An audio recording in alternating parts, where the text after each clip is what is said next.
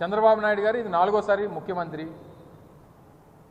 ఇప్పుడు నేను ఇందాక నుంచి మాట్లాడినటువంటి కొన్ని స్కీములు, ఆరోగ్యశ్రీ అంటే రాజశేఖర రెడ్డి గారు గుర్తొస్తారు, ఫీజు రీయింబర్స్మెంట్ అంటే రాజశేఖర రెడ్డి గారు గుర్తొస్తారు, పెన్షన్లు అంటే రాజశేఖర రెడ్డి గారు గుర్తొస్తారు, లేదా రైతు భరోసా కేంద్రాలు అంటే జగన్మోహన్ రెడ్డి గారు గుర్తొస్తారు,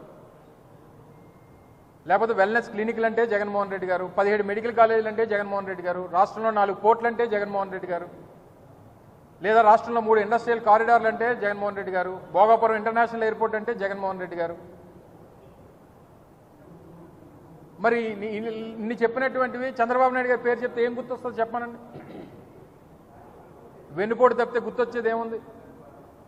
అందుకనే ఇంకేవి కూడా ఎక్కడ మనం చేసినటువంటి కార్యక్రమాలు లేవు.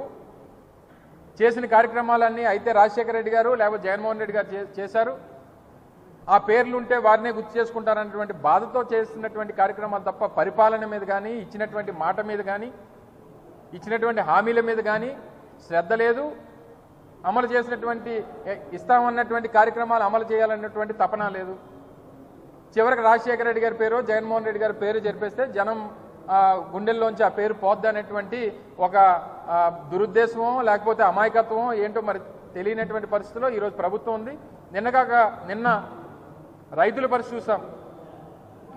నిన్న మాడుగుల నియోజకవర్గంలో ఒక రైతు అయితే చెరుకు పంటకు నిప్పెట్టేశాడు. ఈ ప్రభుత్వంలో నాకు గిట్టుబాటు ధర రాదు, ₹1 దీని మీద నేను సాధించుకోలేను, వాళ్ళు పేమెంట్లు కూడా చేయలేనటువంటి పరిస్థితిలో ఈరోజు ప్రభుత్వం ఉంది.